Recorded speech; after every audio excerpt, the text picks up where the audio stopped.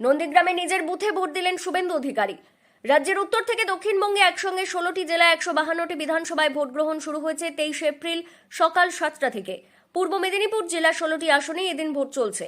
পূর্ব মেদিনীপুর জেলার নন্দীগ্রাম বিধানসভা কেন্দ্রের দিকে নজর রাজ্য রাজনীতির, কারণ এই বিধানসভা এদিনই ভাগ্য নির্ধারিত হচ্ছে শুভেন্দু অধিকারীর। তিনি 2021 সালের আগে থেকেই নন্দীগ্রামের ভোটার, নন্দীগ্রামের নন্দনায়ক বার বুথের ভোটার। প্রতিবার নন্দীগ্রামে বুথে এসে ভোট দেন শুভেন্দু অধিকারী। 2026 বিধানসভা নির্বাচনে তার অন্যথা হলো না, তিনি ভোট কেন্দ্রে এসে ভোট দিলেন। রাজ্য রাজনীতির এপিসেন্টার নন্দীগ্রাম। রাজ্যের পালাবদলের ইতিহাস লেখা নন্দীগ্রাম ভোট এলেই উত্তপ্ত হয়। হিন্দুদের বাঁচান, আপনি আছেন বলে আমরা আছি এখানে।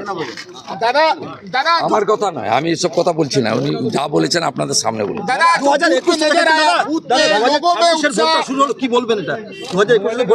পরিবর্তনের পক্ষে রাজ্যে, আর এখানে আমার ব্যবধান বাড়াবে।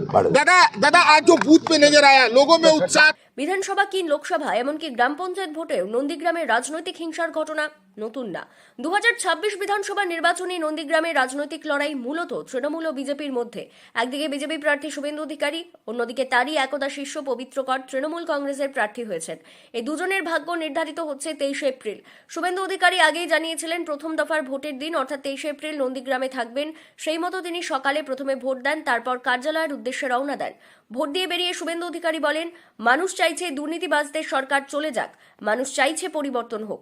পূর্ব মেদিনীপুর জেলার 16টি আসনেই আমরা জয়লাভ করব, কেউ রুখতে পারবে না।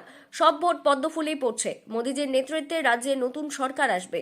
প্রসঙ্গত, পূর্ব মেদিনীপুর জেলার প্রতিটি ভোটদান কেন্দ্রে কড়া নজরদারি চলছে। দক্ষিণবঙ্গ জুড়ে তীব্র দাবদাহ চলছে।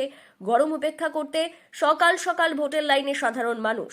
নন্দীগ্রামে সকালে ভোট দিয়ে বেরোলেন শুভেন্দু অধিকারী। পূর্ব মেদিনীপুর জেলার নন্দীগ্রাম থেকে সৈকত শের রিপোর্ট, লোকাল 18 বাংলা।